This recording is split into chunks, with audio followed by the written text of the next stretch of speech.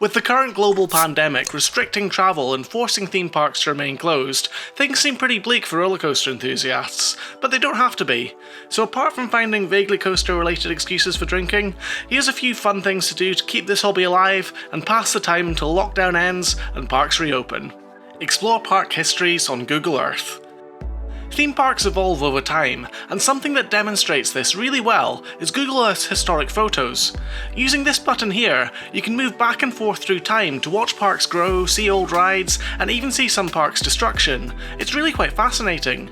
Some good examples to check out are the rise and fall of Nara Dreamland and Space World in Japan, the heyday flooding and destruction of Six Flags New Orleans, and the rapid expansion of Energylandia over the last couple of years. A lot of places are also modelled in 3D, and quite often they show parks in interesting states, such as Cedar Point when Steel Vengeance was still under construction, or Kings Island when Son of Beast was still standing. You can even experience these places in VR if you're lucky enough to have a headset, and if you're looking for some more suggestions of places to visit, check out my separate VR series.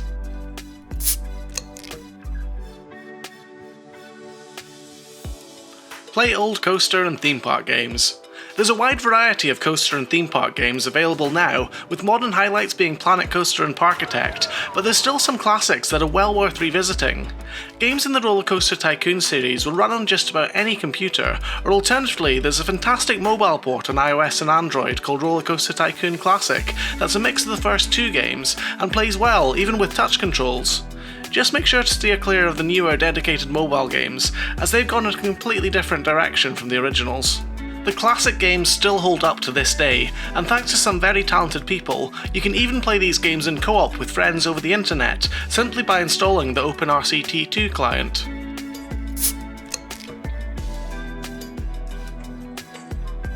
Play newer coaster games in challenging ways.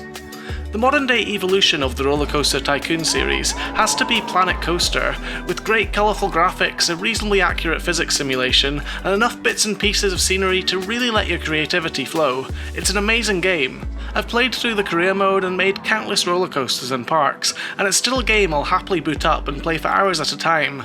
It needs a more powerful PC to run compared to the older games, but if your laptop isn't up to it, and you have a decent internet connection, you can still use GeForce Now or a similar service to stream the game, and it works really well. I'll put a link in the description if you want to give that a go.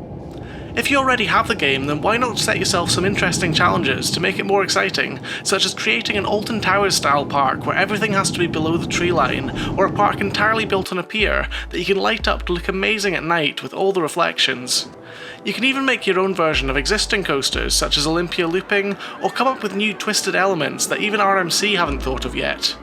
If you're up to a real challenge, you can even try and make a coaster over 500 feet tall that wouldn't actually kill people if it were built, or twist together two tracks to make the synchronized dueling racing coaster of your dreams, where the two cars stay close together for the whole circuit, diving over and under each other until they hit the final brake run at the end.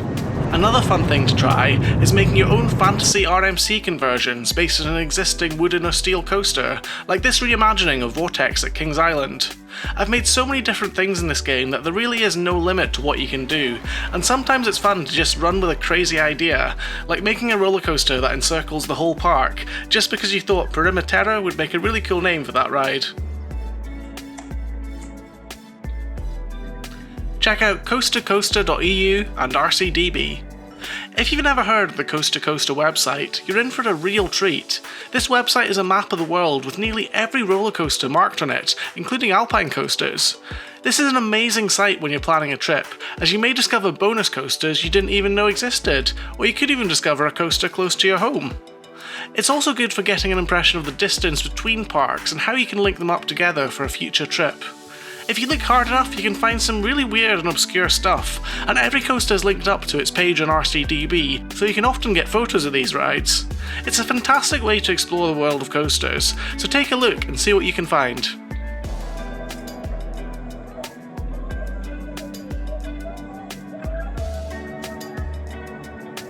Learn a new language for a trip. It's never too early to get prepared for a new coaster trip, and one thing that can help greatly is if you speak the local language. Most amusement parks are quite tourist friendly and easy to navigate in English, but if you're planning a trip to Japan or some less frequently visited places, knowing a few phrases or more can be invaluable.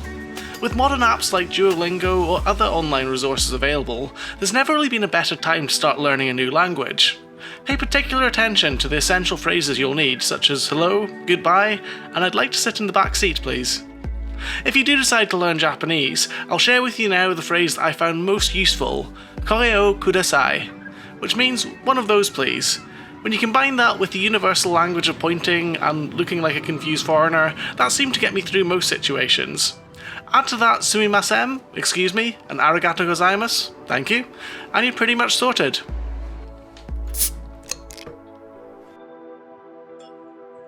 Try making a coaster poster.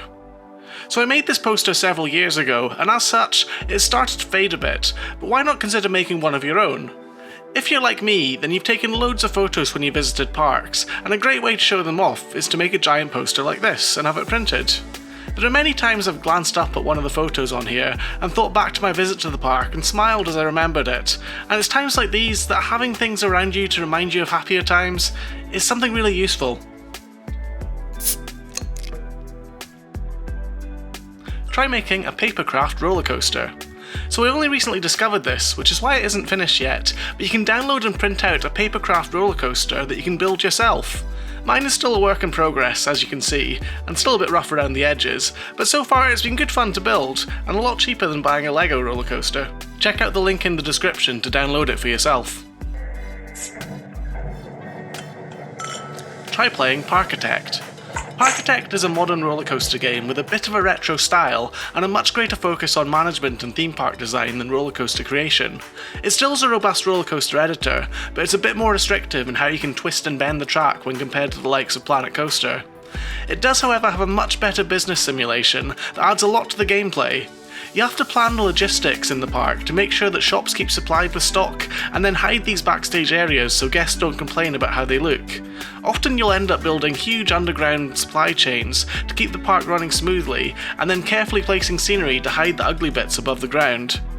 It has a fun and lengthy campaign mode which keeps adding in new challenges and often forces you to work around interesting terrain, which forces you to get a bit more creative, and it's just great fun. So there we have it, a few fun things to help see us enthusiasts through these dark times.